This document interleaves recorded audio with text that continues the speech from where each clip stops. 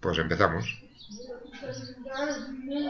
Muy bien, pues buenas tardes. Con esta videoconferencia pues iniciamos este ciclo de 4 videoconferencias para todos los que estáis haciendo el curso de electrocardiografía.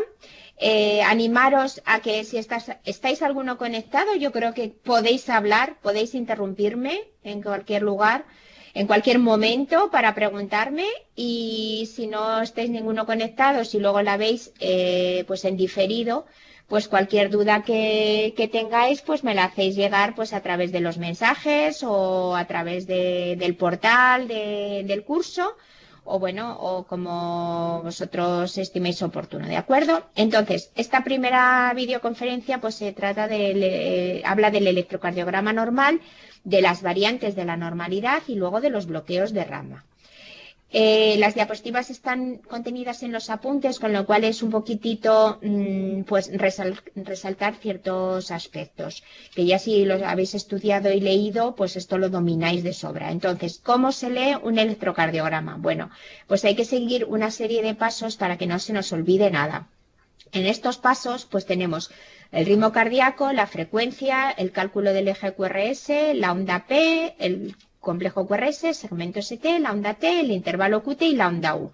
En esta imagen, que ya es tradicional por internet, que la verdad es que todo el mundo la cogemos porque es muy intuitiva, es muy visual, se ve todo muy bien, pues aparecen pues todas las ondas que comprenden el complejo QRS, la onda P, el complejo QRS, todas las ondas del electrocardiograma, perdón, la onda T, esa onda que casi se nos pasa siempre desapercibida, que está al lado de la T, que es la onda U, que es importante en casos de hipopotasemia, que en situaciones normales es una variante de la normalidad y a veces no la vemos. Y luego ya tenemos por los dos intervalos, que son el intervalo PR y el intervalo QT. El intervalo PR llega desde el inicio de la onda P hasta el inicio del complejo QRS, y el intervalo QT pues llega desde el inicio del complejo QRS hasta el final de la onda T. ¿De acuerdo?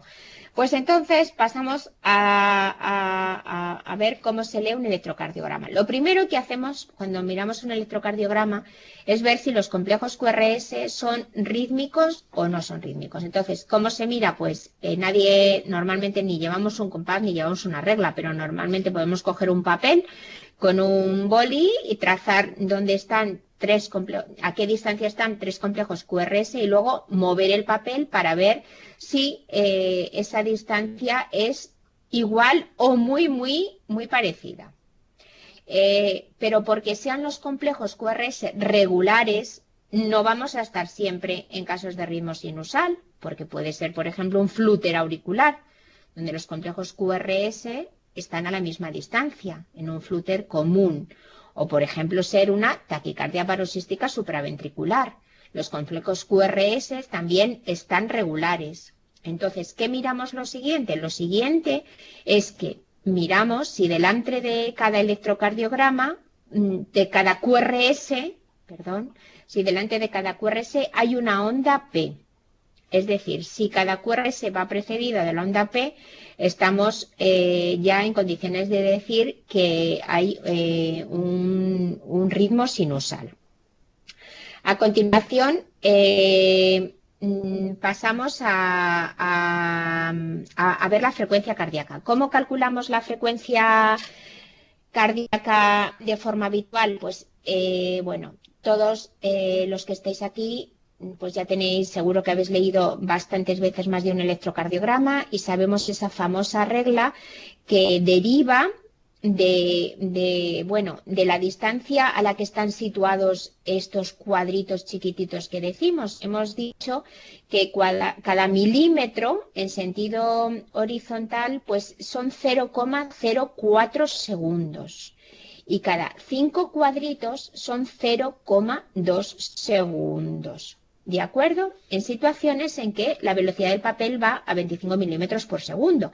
Entonces, esto ya es una fórmula que damos hecha, pero si nosotros la calculáramos también, pues sabríamos también a qué frecuencia cardíaca va este electro. Entonces, dividimos el número 300 entre el número de cuadritos grandes que hay entre dos QRS. Es decir, que si en este primer ejemplo estos QRS se separan un cuadrito grande, pues dividimos 300 entre 1, este paciente va a 300 latidos por minuto. Si entre dos QRS hay dos cuadritos grandes, dividimos 300 entre 2 y serían a 150 latidos por minuto. Si hay, como en este caso, tres cuadritos grandes, va a 100 latidos por minuto. En caso de 4 ya sería 75. Y bueno, lo que antes he comentado, que si no es exacto y son tres cuadritos y un poco más sin llegar a 4, pues la frecuencia cardíaca se promedia, estaría en torno a 85 latidos por minuto. ¿De acuerdo? Esta es una forma sencilla, rápida y fácil de calcular la frecuencia cardíaca y es la que utilizamos pues todos. Bien, a continuación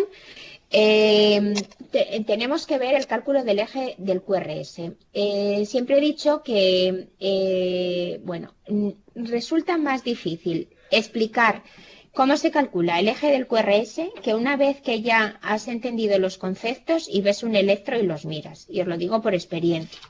Entonces, para el cálculo del QRS, pues tenemos que tener muy claro, primero, saber muy claro lo que sería el triángulo de Einthoven y ver cómo se establecen las polaridades de las derivaciones, que en este caso sabemos que la derivación 1 está situada entre el brazo izquierdo y el brazo derecho, la 2 entre el derecho y la pierna izquierda y la 3 entre la pierna izquierda y el brazo izquierdo.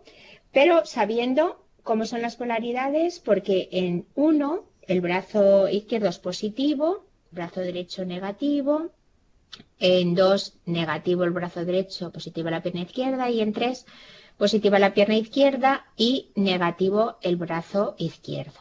¿De acuerdo? Estas serían las derivaciones de miembros bipolares y luego están las monopolares, que son AVL, AVR y AVF, y que según donde se dirija el QRS, pues es hacia positivo hacia AVF, hacia AVL aquí positivo y hacia AVR positivo. Entonces, tenemos dos métodos sencillos, dos métodos muy sencillos para saber dónde está el complejo QRS. Bueno, la primera cosa que debéis saber es lo que es normal. El eje del electrón, lo normal es que se sitúe entre 0 y 90 grados. Entonces, solamente con mirar dos derivaciones ya sabemos si el eje es normal y si estaría situado en este cuadrante. ¿Qué dos derivaciones miramos? Pues miramos en D1, que es la primera derivación que sale en el electrón. Si ahí el QRS es predominantemente positivo, quiere decir que va, digamos que está en este semicírculo, que si es positivo en 1, es decir, se dirige hacia aquí, hacia el positivo, pues ya sabemos que el eje está en este semicírculo, a lo largo de este semicírculo. Y a continuación miramos en AVF. Si en AVF la derivación, el complejo QRS también es positivo, pues sabemos que se va a dirigir, que va a estar en este cuadrante, porque va a estar, digamos, en este semicírculo, y entonces la intersección del anterior con el anterior sería esta, que sería un eje normal, entre 0 y 90 grados. Es decir, que solo con mirar dos derivaciones, 1 y AVF, y ver que en las dos son positivas, pues ya sabemos que el eje está entre 0 y 90 grados. Aquilatar más sería en caso de que tengamos una derivación isodifásica, con lo cual sería fácil si hay una isodifásica, o si no, pues viendo cómo son las polaridades también pues en AVR y en 2, para aquilatar más si está a 30 o a 60 grados, ¿de acuerdo? Luego hacemos un ejemplo. Entonces, vamos a imaginarnos un caso sencillo de método de la isodifásica y vamos a estudiar este que estoy aquí remarcando, que es el más sencillo de todos, o al menos el que yo creo que mejor se puede entender. Sabéis que una derivación es isodifásica cuando la parte positiva de ese complejo QRS es más o menos en voltaje igual a la negativa. Entonces, miramos el electro, miramos las derivaciones de los miembros y entonces vemos en cuál de ellos sería isodifásica. ¿En cuál es isodifásica? En D1. Bueno, pues cuando la derivación es isodifásica en D1, el eje está situado perpendicular a D1. Como en el triángulo de Einthoven, el D1 sería bueno, la que va entre el brazo izquierdo y el brazo derecho, su perpendicular estaría situado sobre AVF. O sea que ya sabemos que cuando es isodifásica, en este caso en D1, el eje o está hacia más 90 o está hacia menos 90. Entonces, ¿qué miramos a continuación? Pues miramos justo a AVF. Como en AVF la derivación es positiva, el eje está hacia más 90 grados. Es decir, que cuando es isodifásica en D1 tenemos dos opciones, o que esté a más 90 o que esté a menos 90. Como en AVF es positiva, pues el eje tiene que estar a más 90. ¿De acuerdo? O sea, perpendicular completamente. Bueno, en estos ejemplos que hay aquí, en cada una de las derivaciones, en cada uno te pone una derivación isodifásica. Entonces, os animo a que, como luego ya están resueltos los ejercicios, pues digáis, a ver, aquí, si la isodifásica fuera como esta, en D3, pues, ¿dónde estaría situado y dónde estaría el eje? ¿De acuerdo? Bueno, este es el método de la isodifásica. Y cuando no hay isodifásica, pues hacemos lo que hemos dicho a continuación, lo que hemos dicho antes. Calculamos en 1, vemos el electro en 1. Entonces, como en 1 es positivo, estaría situado en este hemicampo. En este hemicampo de aquí, comprendido entre más 90 y menos 90. Pero ahora miramos en AVF. ¿Y qué pasa en AVF? Pues pasa que no es el eje normal. Que os he dicho que para ser el eje normal en AVF tendría que ser positivo. Como en AVF es fundamentalmente negativo, pues el eje estaría situado entre 0 y menos 90, que es un eje a la izquierda. ¿De acuerdo? Entonces, ¿cómo se puntualiza más? Pues lo que os he dicho, si queremos todavía puntualizar más, pues tenemos que ver pues si en la derivación 2, si es algo más negativa, y entonces, bueno, pues un poco calculando con este sistema en la cabeza o teniéndolo delante, pues ver hacia dónde estaría más, si hacia menos 30, hacia menos 60, ¿de acuerdo? Pero bueno, que normalmente, pues, cuando hablamos de los ejes, pues decimos eje normal, eje a la derecha, eje a la izquierda. Con solo estas nociones, pues ya sabemos hacia dónde va.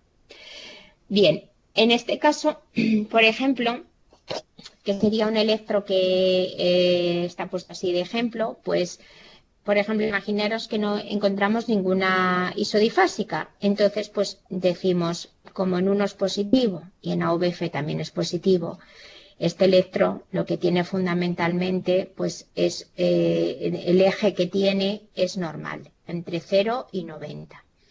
Y es verdad que alguien podemos decir, bueno, pues por ejemplo podemos considerar la 3, que es la isodifásica.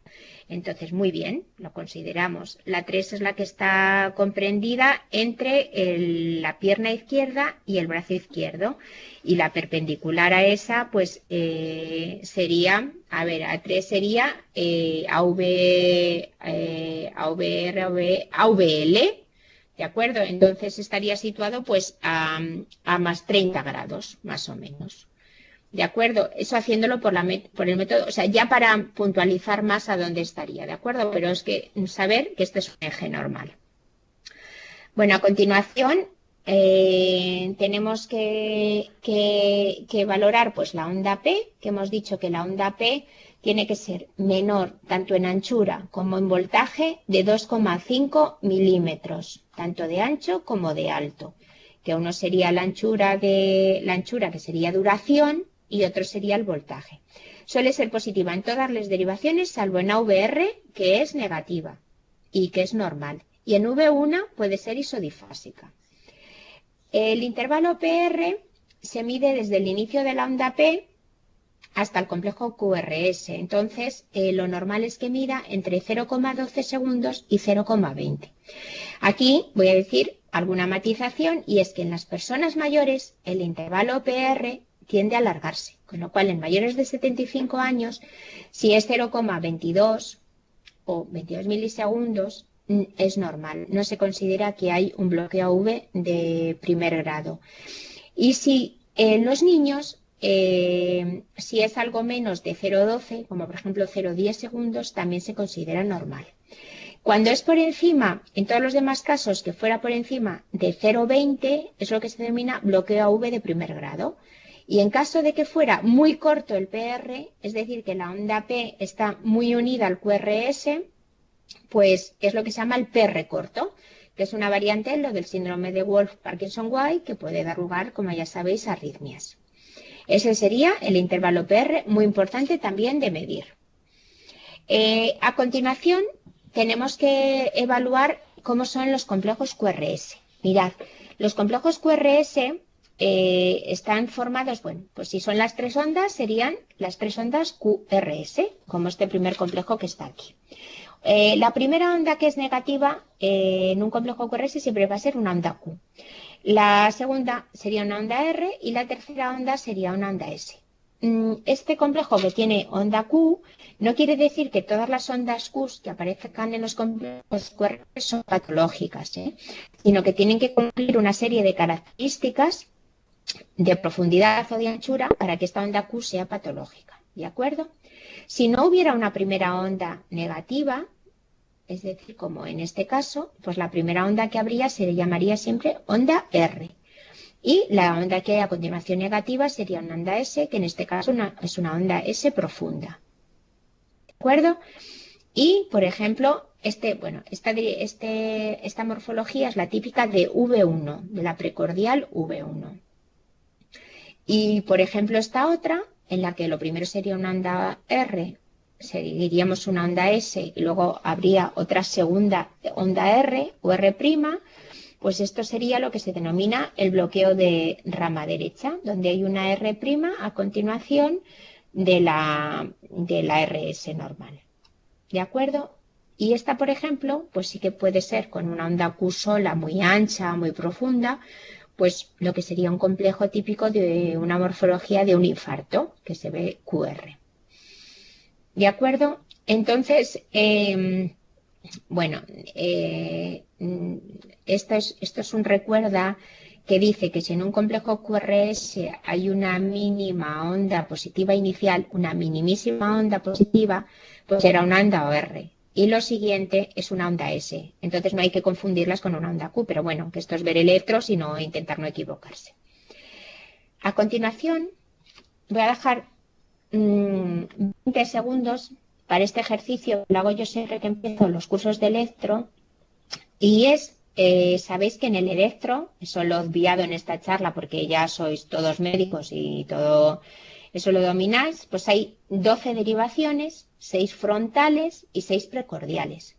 Las precordiales van V1, V2, V3, V4, V5, V6. Bueno, deciros que en un electro normal, en todas las personas que tengan un electro normal, la morfología de las derivaciones precordiales es la misma.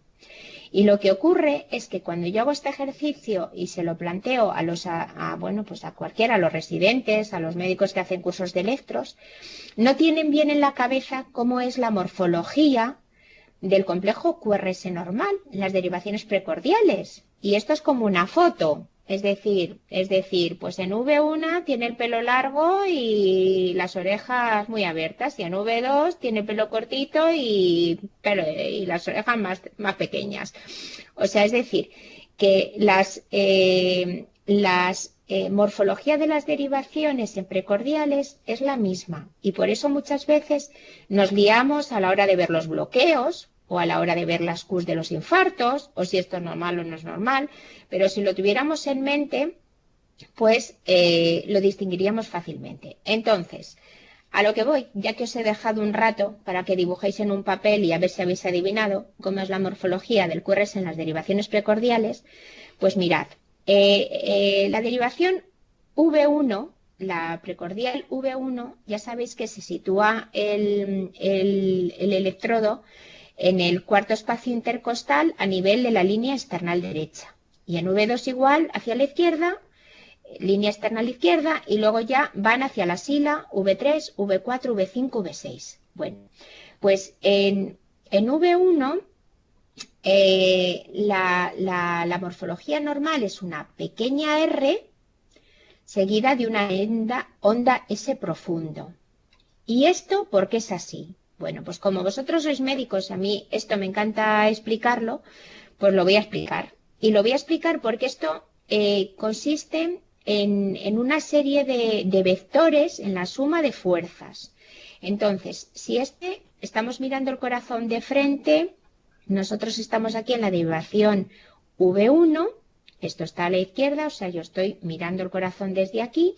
Entonces, cuando se produce la despolarización de los ventrículos, ¿vale? Hay como si dijéramos tres vectores. Un vector que empieza, o sea, un vector, la despolarización empieza en el septo y va de izquierda a derecha. Y sería un vector 1. Y a continuación, a la vez, se produce la despolarización del ventrículo izquierdo y del ventrículo derecho, que sería el vector 2.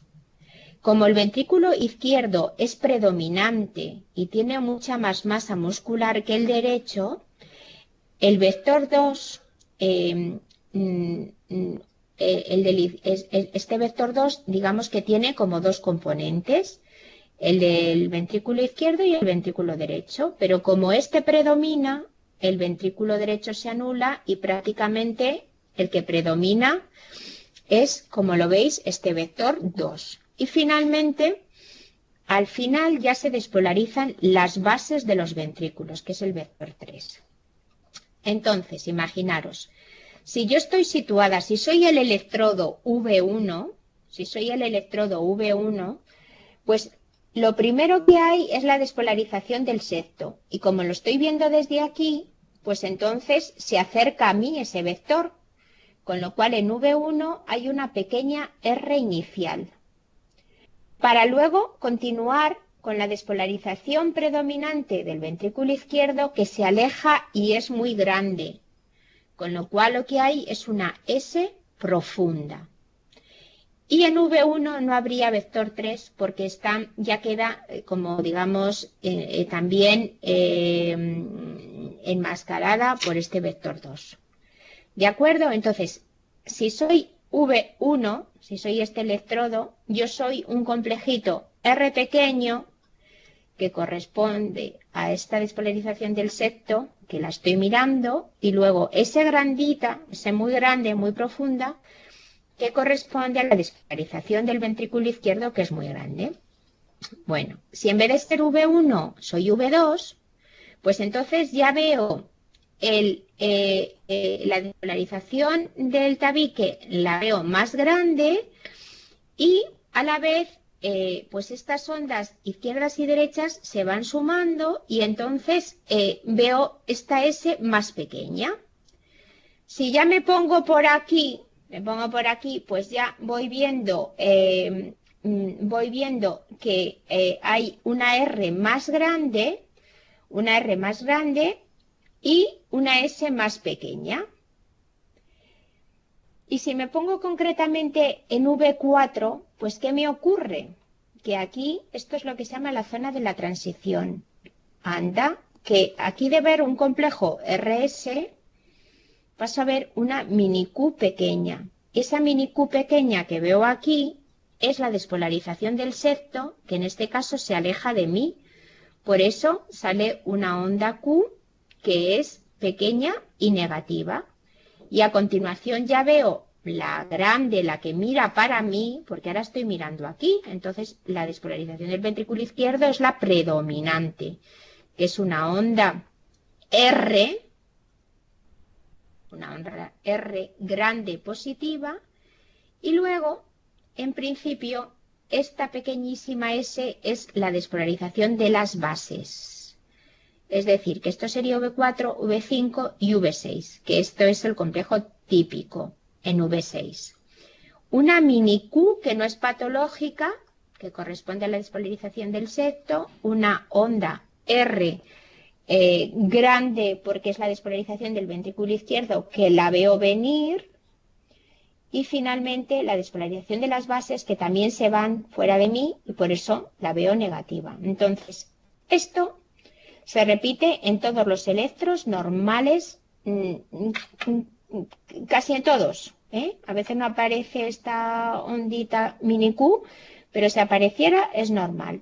Y cuando cambia de V3 a V4, de este complejo RS a este complejo que sería QR grande S, es lo que se llama transición normal. ¿De acuerdo? Esta es la transición normal. Entonces, ¿qué ocurre cuando hay lo que se denomina, pues, bueno, que dice, cuando hay un incremento, del ventrículo derecho, pues es como si el derecho girara en torno a su eje y hay lo que se denomina una destrorrotación o rotación horaria, pues que esto aparece más tardío. Y cuando hay, es decir, la destrorrotación por crecimiento del ventrículo derecho, parece que la transición se retrasa. Y cuando hay un ventrículo izquierdo que es muy hipertrófico y entonces hace que digamos, haya una rotación en sentido contrario a las agujas del reloj, pues en caso de hipertrofia ventricular izquierda, pues aparece la transición más precoz. O sea, la normal se produce entre V3 y V4, pero cuando llega a V4 y no se ha producido la transición, sino que sigue igual, es cuando hay una levorrotación o un crecimiento una destrorrotación, crecimiento del ventrículo derecho. Y cuando se produce muy precoz es en casos de levorrotación o rotación antihoraria. Son cosas muy puntuales, ni un curso de electrocardiografía ya, pues no básico, sino para que sepáis algunas cosas más, bueno, y tener algunos otros conceptos que a lo mejor no le hemos dado tanta importancia durante nuestra carrera, ¿de acuerdo? Bueno, a continuación de ese complejo QRS, de todo lo que os he explicado de las precordiales, de la transición y todo, pues también tenemos que seguir mirando el electro y viendo la onda T, que la onda T también normalmente es positiva en todas las derivaciones y que en D3 la onda T puede ser positiva, pero a veces es negativa y no pasaría nada. Cuando nos mandan a la consulta algún paciente porque las ondas T son pues negativas, pues no es en una sola derivación, ¿vale? O sea que tener en una derivación una onda T negativa pues no tiene importancia, es cuando hay en dos o en más de dos derivaciones. Y luego ya tenemos el segmento ST, que va, pues eso, que tiene que ser isoeléctrico y en caso de que el segmento esté ascendido o descendido es lo que nos sirve para catalogar los síndromes coronarios agudos con elevación o descenso del ST. El intervalo QT, el intervalo que sabéis, hay que hacerlo un QT corregido por la frecuencia. Y normalmente los electros que ya vienen, bueno, te dan una serie de valores y uno de ellos es el intervalo QT-C, que es el corregido. Y ahí en ese intervalo, cuando es mayor de 0,440 segundos, o lo que serían 440 milisegundos, eso es lo que se llama el QT largo. ¿De acuerdo? Que algunos fármacos sabéis que producen QT largo y no solo, bueno, y que da lugar a aparición de arritmias ventriculares, así el síndrome de QT largo. Bueno, en este electro que os pongo aquí, pues es como un poco ya resumiendo cómo se interpretaría un electrocardiograma. Bueno, pues lo que estamos diciendo. Vemos que los QRS son rítmicos, vemos que se preceden de una onda P, podemos decir que esto es un ritmo sinusal, podemos ver que el PR también es normal, que las ondas P son todo positivas, excepto en la VR. Podemos ver que los complejos QRS son estrechos, porque se caracteriza porque la despolarización de los dos ventrículos es a la vez y rápida, menos de 3 cuadritos, menos de 0,12 segundos desde el inicio del QRS hasta el final, o sea, de todo el complejo QRS. Cuando es más ancho estaríamos hablando de bloqueos de rama, por lo tanto QRS normal. Ojo, ejemplo súper típico, la transición es normal. ¿Veis? RS, RS, R un poco menos de S y, ok, en V4 una mini Q, que es lo que está contando antes, el rollo que os he largado antes, en que es una transición normal entre V3 y V4. O sea que un electro absolutamente normal. Y alguien me puede decir, Ana, esas ondas Q que vemos aquí, pequeñísimas, en 2,3 AVF, bueno, pues no toda onda Q que aparece en un complejo QRS es una onda Q patológica, sino que para que esa onda Q sea patológica tiene que cumplir una serie de características y pues es un poco de la profundidad y de la anchura. En este caso no son ondas Q patológicas. De acuerdo, bueno, pues pasamos ahora a lo que llamamos las variantes electrocardiográficas de la normalidad. Os he insistido que los RR en un electro normal son de una distancia regular, una distancia fija. Sin embargo, si vemos este electro, pues vemos que aquí estos dos RR están más juntos, que progresivamente se va alargando, y si tuviéramos una tira más larga, pues veríamos que esto se repite con la misma cadencia. Entonces, esto está relacionado con la respiración, de forma que con la inspiración aumenta la frecuencia cardíaca y con la expiración disminuye la frecuencia cardíaca. Como esto se va repitiendo de una forma que tiene una cadencia, pues esto es una variante de la normalidad y esto es muy acusado en niños y en jóvenes. ¿De acuerdo? Bueno. Aquí, en esta diapositiva, ojo, que aquí es que en el subtítulo pone desviación del eje hacia la derecha, pero bueno, es eje a la izquierda, eje a la derecha, es decir, que el eje, os he dicho que está entre 0 y 90 grados, pero hay desviaciones del eje a la izquierda que no son patológicas, como por ejemplo es lo que llamamos el bloqueo de la subdivisión anterior de la rama izquierda, en que el eje está en el cuadrante de arriba, en los negativos, y más allá de menos 30 grados, ¿vale?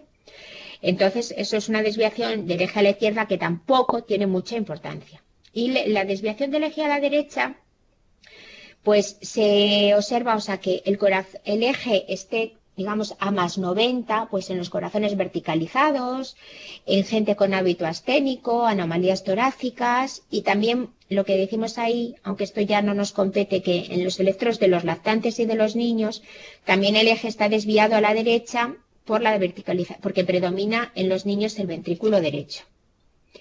Bien, ¿es una variante de la normalidad el bloqueo AV de primer grado? Bueno, en principio hay que referirlo siempre. Cuando veamos un bloqueo AV de primer grado, este electro es muy llamativo y por eso os lo he querido poner. Hemos dicho que la distancia que hay entre el inicio de la onda P y el inicio del complejo QRS no debe ser superior a un cuadrito grande o a 5 pequeños. Y sin embargo aquí tenemos el cuadrito grande más casi 3 o 4 pequeños. ¿Vale? Esto es un bloqueo muy llamativo. Esta distancia no sería mayor de 200 milisegundos y aquí que lo pone PR son 355, casi el doble. En personas jóvenes, atletas, esto puede ser una variante de la normalidad y si la persona está sintomática no darle importancia. Si esto ya es en una persona mayor, pues sí que habría que mandarle al cardiólogo, pues al menos para ver si tiene otros grados pues nocturnos o durante el día de otros grados mayores de bloqueo. ¿De acuerdo? Bueno, a continuación, esto es lo que os estaba diciendo de las características de la onda Q normal, que no todas las ondas Q, como en este electro, que es el anterior, que veamos, son patológicas, sino que tienen que tener una serie de características para ser patológicas. La no patológica es la que es estrecha y poco profunda, y cuando no supera el 25% del QRS. A veces vemos una onda Q profunda en D3, solo en D3, en corazones horizontalizados, ¿de acuerdo?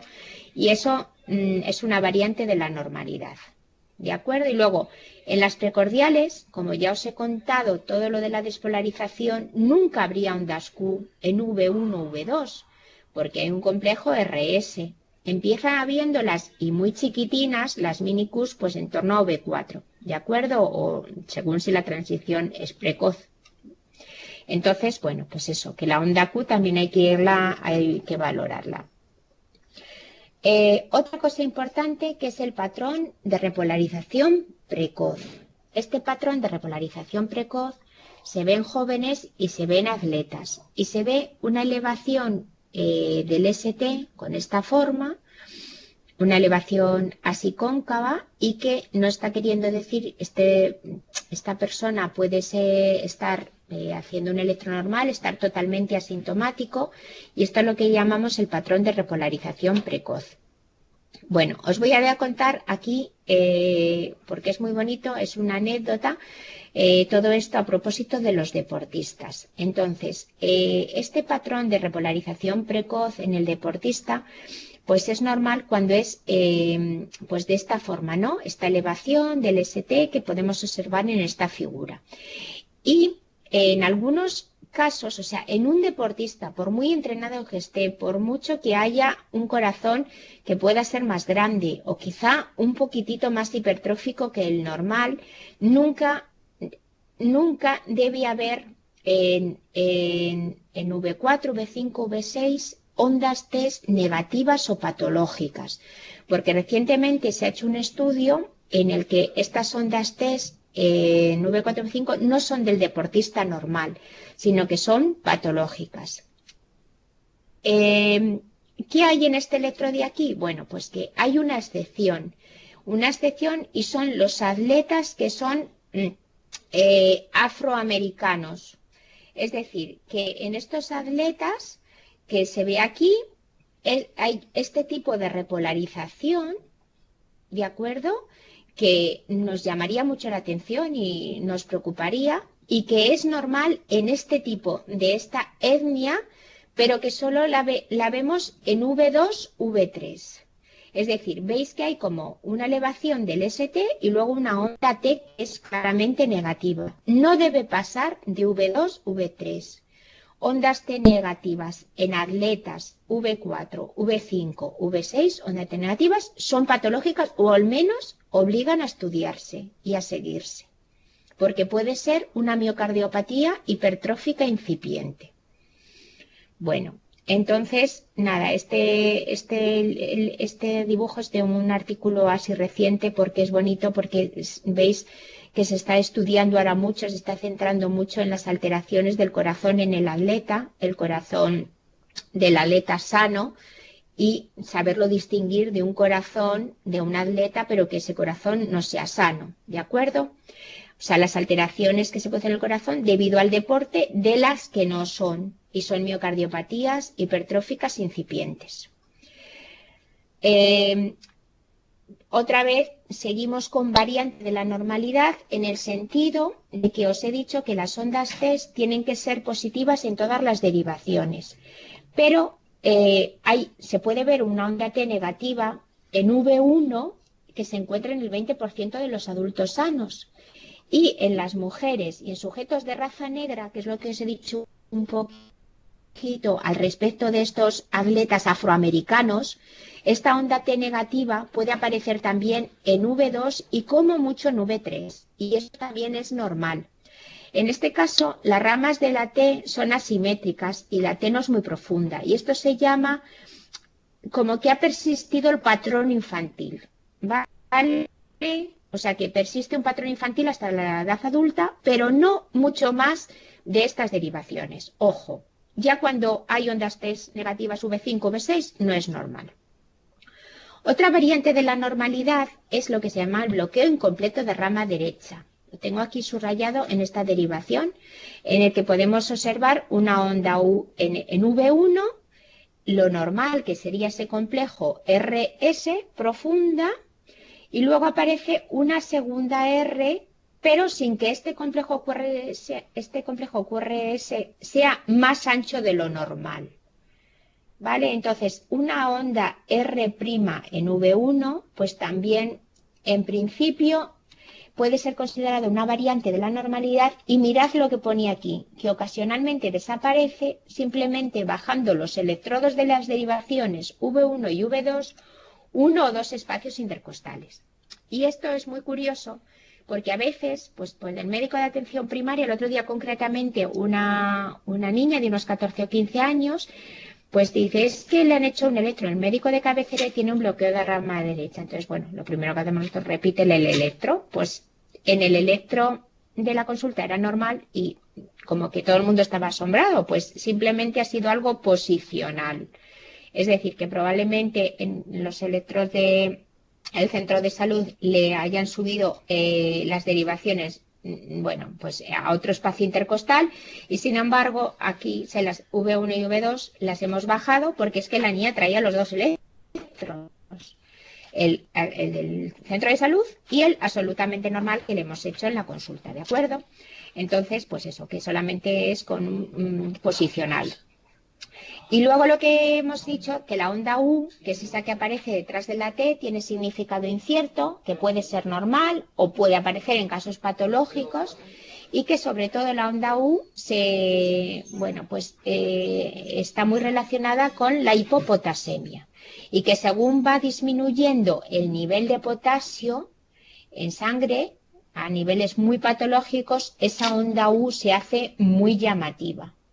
Entonces es una de las características que, bueno, se os pueden preguntar, pues que está relacionada con la hipopotasemia. Incluso dice que con ciertos fármacos, pero bueno, como una de esto quizá lo más llamativo. Y después de pasar esto, pues vamos a pasar a los bloqueos de rama y a los semibloqueos. Entonces, para estudiar bien los bloqueos de rama y los bloqueos y los semibloqueos, pues es importante tener claro el sistema eléctrico del corazón. El sistema eléctrico del corazón. Entonces, el sistema eléctrico del corazón, pues sabéis que es una serie de células que tienen la capacidad de conducir el impulso eléctrico. Entonces, el sistema eléctrico del corazón empieza en el nodo sinoauricular, que pues es como si dijéramos el marcapasos del corazón. De aquí este impulso viaja a través de los tractos interauriculares para despolarizarse la aurícula derecha primero, luego el septo, luego la aurícula izquierda finalmente, y luego el impulso ya llega al nódulo auriculoventricular, que siempre hay un retrasito, y de aquí pasa al haz de His, se divide en las dos ramas, las fibras de Purkinje, y las dos ramas que despolarizan los ventrículos, el impulso va a la vez, la despolarización es a la vez de los dos ventrículos. Bueno, entonces esto traducido al electro, pues podemos observar pues cómo se va viendo este paso del impulso y cómo se va traduciendo en el electro. Entonces, nodo sinusal, la conducción sinoauricular, la despolarización auricular, y esta onda P, digamos que es un poquito ya la traducción de la contracción de la aurícula. La completa despolarización auricular que acabaría aquí, donde luego tendríamos la contracción de la aurícula, y luego en todo este segmento que hay aquí, entre el final de la onda P y el inicio del QRS, aquí pasan muchas cosas, porque aquí el impulso va caminando, a la de His, de la de His a las dos ramas de la de His, a las fibras de Purkinje, despolarización de los ventrículos a lo largo de lo que es todo el complejo QRS, y una vez que esté despolarización, ya habría la sístole, la contracción ventricular, la sístole ventricular, es decir, que digamos que primero es el fenómeno eléctrico y al acabar justo de despolarizarse los ventrículos, la contracción ventricular. ¿De acuerdo? Bueno, pues, ¿qué ocurriría lo hemos estudiado, lo de cómo se despolariza, cómo es la despolarización ventricular normal con los 3 vectores. ¿Y qué ocurriría? Esto vuelve a ser otra vez las derivaciones precordiales, que ya les expliqué. ¿Qué ocurriría cuando hay un problema cuando hay un bloqueo de rama derecha? Bueno, pues cuando hay un bloqueo de rama derecha, si el bloqueo de rama derecha de la de His, está la rama izquierda, la rama derecha, hay un bloqueo de rama, el impulso solo va por la rama izquierda. Cuando llega por la rama izquierda, de aquí pasa a la derecha.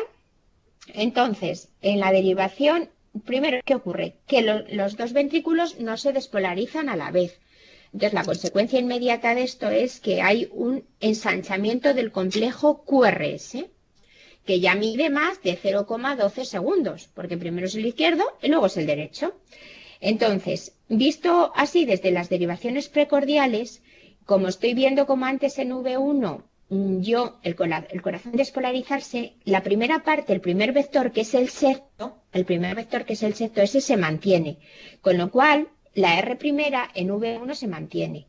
El segundo vector, que digamos que es el del ventrículo izquierdo, también se mantiene y es muy grande, aparecería la S profunda. Y luego ya todo lo que hay después correspondería a la despolarización del ventrículo derecho. Y nos aparece esta R segunda, que es la despolarización ya del ventrículo derecho, y por eso tiene esta morfología de RSR', o bien en la derivación V6 sería igual esa mini Q que hablamos al principio, esa R, y una S muy grande y muy profunda. ¿De acuerdo? Esto sería lo característico del bloqueo de rama derecha.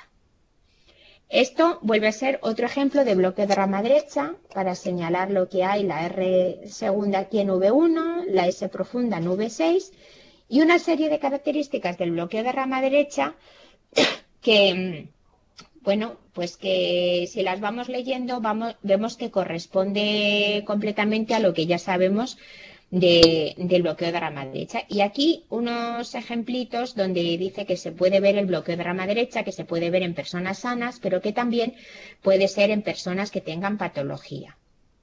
Otro ejemplo, electrocardiográfico del bloqueo de rama derecha. En este caso la RS de V1 es muy pequeña, pero la que predomina es la R segunda.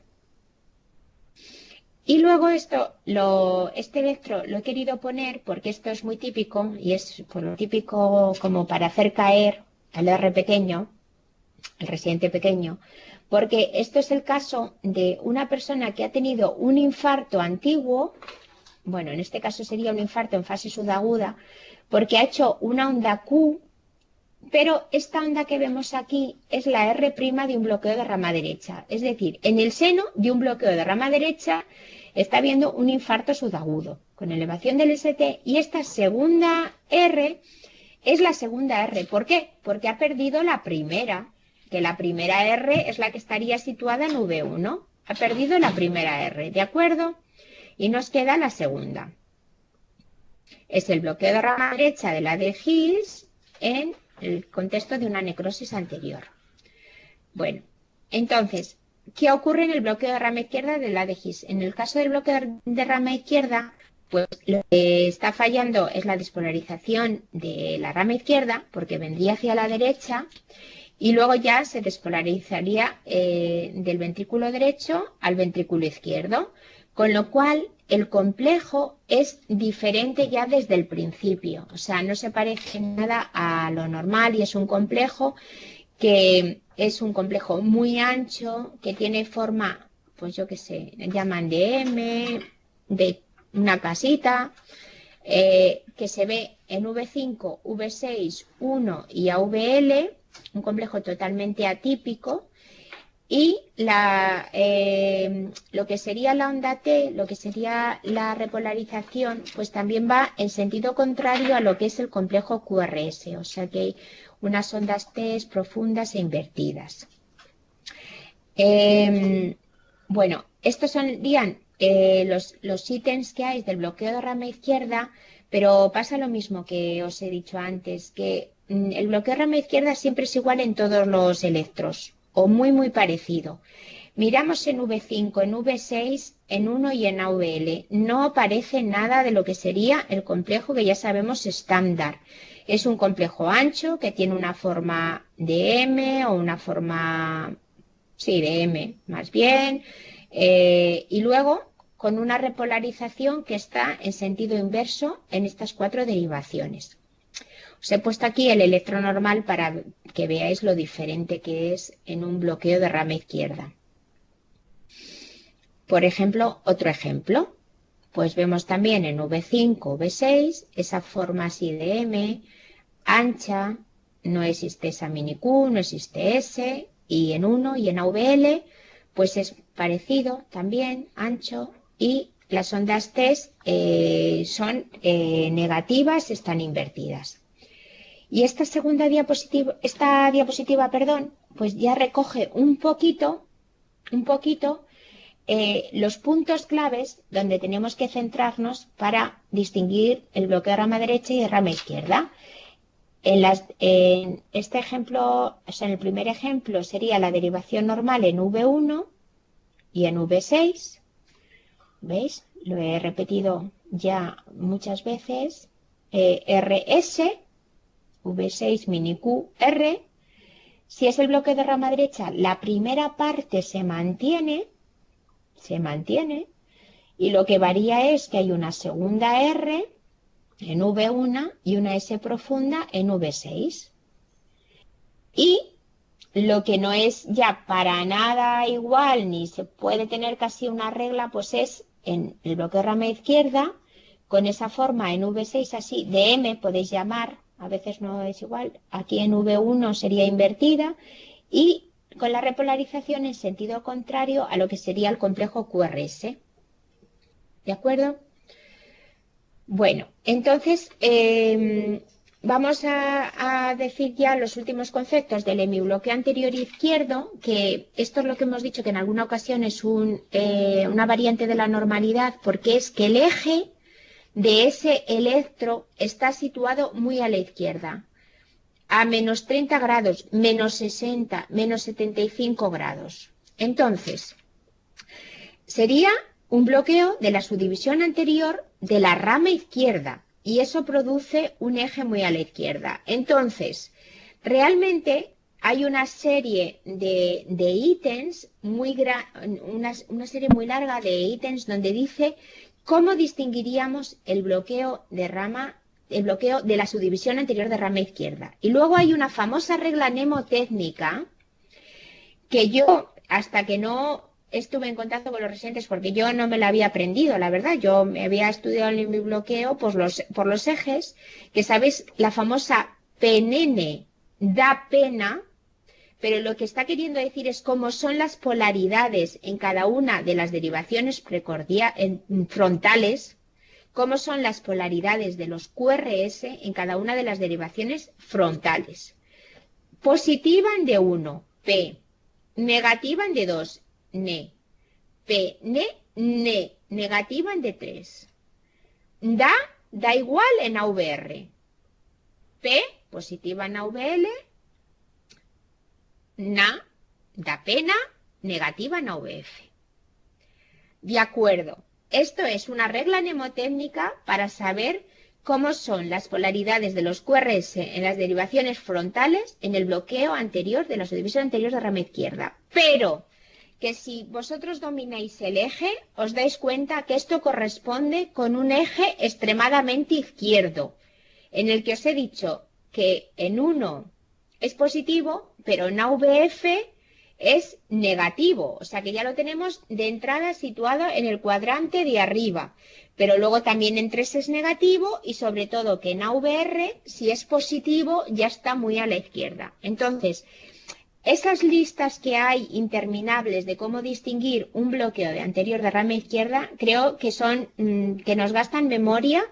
Y lo que hay que hacer es o aprenderse la regla o aprenderse cómo están las derivaciones cuando hay un eje muy a la izquierda, porque corresponde tal cual. Y lo repetiréis y veréis otro electro y será lo mismo.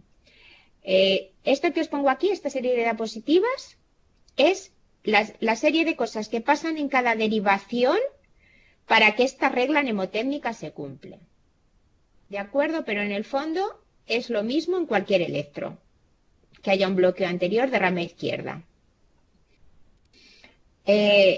Os las deéis y si tenéis, no es duda, es que luego vais a ver cientos de electros y veis que todo se corresponde de esa forma. Aquí, por ejemplo, un electro. De 1, de 2, de 3, PNN da pena, ¿pero por qué? Pues porque tenemos, si en 3 y en AVF son negativas, es que el eje es muy a la izquierda. Y entonces sale negativa, es que no hay otra. PNN da pena. La única que puede ser, o sea, si en AVR es positiva, es todavía más a la izquierda. ¿Vale? Porque para que AVR sea positiva, el eje tiene que estar situado casi cerca de arriba, de los menos 90, casi arriba del todo. Bueno, muchos ejemplos. He puesto aquí, por ejemplo, este. Voy a pararme un poco para que luego lo volváis a ver. O sea, son ejemplos de distintos pacientes, pero básicamente se mantienen la morfología de las derivaciones. Este, para un poco, para que lo veáis. Y este, igual. Igual. Positiva, negativa, PNN, da. En este caso, BR sería positiva, con lo cual está muy a la izquierda. Positiva y negativa. Vale. En el hemibloqueo posterior izquierdo, aislado, es muy raro de ver. Es muy raro de ver. Casi siempre está en combinación con el bloqueo rama derecha. Y es muy fácil, casi nadie lo describe, porque el hemibloqueo posterior izquierda se caracteriza simplemente por tener un eje a la derecha. O sea, el eje de más 90 más 120. Cuando veamos un eje a la derecha, podemos decir hemibloqueo posterior izquierdo. Muy raro verlo aislado, casi siempre en combinación con el bloqueo de rama derecha. Otro ejemplo. Para que un eje sea a la derecha, facilísimo. Miramos en D1.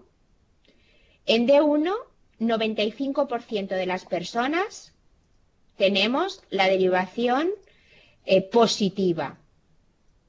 Hacemos un electro, nos enseñan un electro de alguien, D1, negativa, la primera derivación, ya te mosqueas porque es el 5% de las personas. Puede ser una desviación a la derecha, coherente con algo, puede tener una hipertrofia ventricular derecha, puede tener alguna patología, pero yo he visto casos solamente de eje.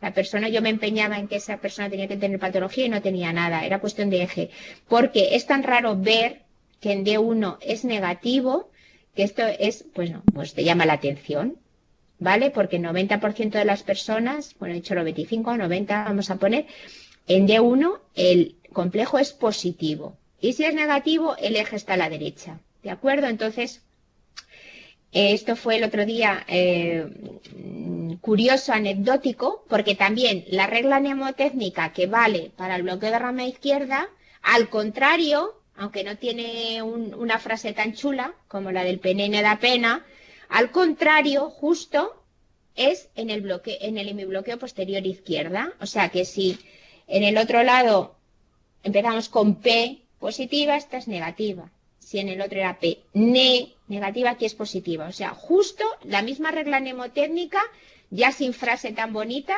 pero lo contrario. ¿De acuerdo? Y eso caracterizaría el hemibloqueo posterior izquierdo para que, bueno, para que se os sea más fácil interpretarlo. Y luego ya, en esta serie de ejemplos, que además están todos también en los apuntes, con lo cual de aquí no os perdéis nada, si no los acabamos de ver, porque están todos. Aquí ya son las combinaciones de un bloqueo de rama derecha, viendo en V1 la segunda R, en V6 la S profunda y a la vez el eje positivo, negativo, negativo, da igual, muy positivo, con lo cual es un eje muy negativo, da igual, pena. La combinación de lo que interpretaríamos como un bloqueo de rama derecha y con un eje muy a la izquierda.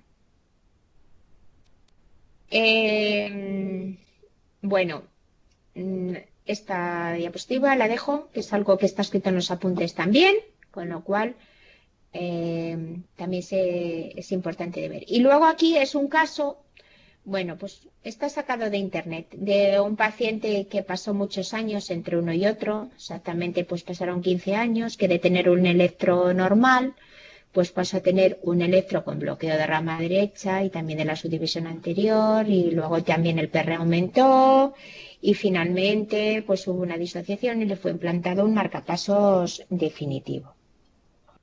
Y luego la combinación que os he dicho también, como mi bloqueo posterior no es frecuente, casi siempre está combinado con un bloqueo de rama derecha. Entonces, tendríamos por una parte, en las precordiales también distinguiríamos el bloqueo de rama derecha y en las frontales tendríamos un eje desviado a la derecha. A ver si tengo, no sé si tengo un electro, creo que en los apuntes están. Y cuando en un paciente observamos que hay en un electro que le hemos hecho un bloqueo de rama derecha y en otro electro le hemos hecho un bloqueo de rama izquierda, ojísimo, ojo, ojo, ojo, porque esta es un bloqueo alternantes y esto es algo gravísimo, o sea, y se llama síndrome de Rosenbaum porque tiene un nombre y es indicación de poner un marcapasos. Es decir, que imaginaros que un día me hacen a mí un electro y tengo un bloqueo de rama derecha. Bueno, pues nada, no pasa nada, tengo un bloqueo de rama derecha, tal, pero en otro electro que me hagan en otro momento, por otra circunstancia, pues aparece, por ejemplo, un bloqueo de la subdivisión anterior de rama izquierda o un bloqueo de rama izquierda. Entonces, o un bloqueo de rama derecha y una combinación unas veces de anterior y en otra ocasión de un bloqueo de rama derecha con la posterior. ¿Vale? Entonces, si se me bloquean las dos ya, o sea, la derecha y las dos de la izquierda, pues eso es gravísimo. Con lo cual, antes de que esa persona tenga incluso nada, no tenga nada, solo con el diagnóstico del electro hay que ponerle un marcapasos, ¿vale? Que este caso, aparte de nosotros, uno recientemente, pues que existe. O sea, en el primer electro, esta persona presentaba un bloqueo de rama derecha más un bloqueo de la subdivisión anterior de rama izquierda. Y esa misma persona siguió presentando en otro electro, pasó unos meses, el bloqueo de rama derecha, pero acompañado de un bloqueo de la subdivisión posterior de rama izquierda. O sea que unas veces lo bloqueaba una y otras otra. Entonces, eso pues es una situación indicativa de implantación de marcapasos. Y bueno, pues ya con este ejemplo tan chulo del síndrome de Rosenbaum, raro, pero que alguna vez en la vida podéis ver, pues nada, damos por concluida esta primera videoconferencia que ha tratado del electro normal, variaciones del electro y los bloqueos de rama. Si tenéis alguna duda, hacedmelas llegar, por favor, todas por los mensajes o, bueno, de alguna forma a través de la secretaría. Repasaros bien los apuntes porque todo prácticamente lo que he dicho está ahí y bueno, pues nada, hacer los ejercicios y ejercitaros mucho porque esto es como la bici, que una vez que se saben las primeras nociones no se olvidan, pero hay que seguirlo ejercitando. Y buenas tardes y nos vemos el próximo miércoles.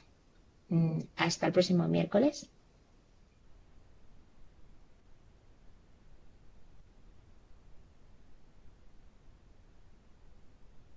Ya acabé. ¿Sí?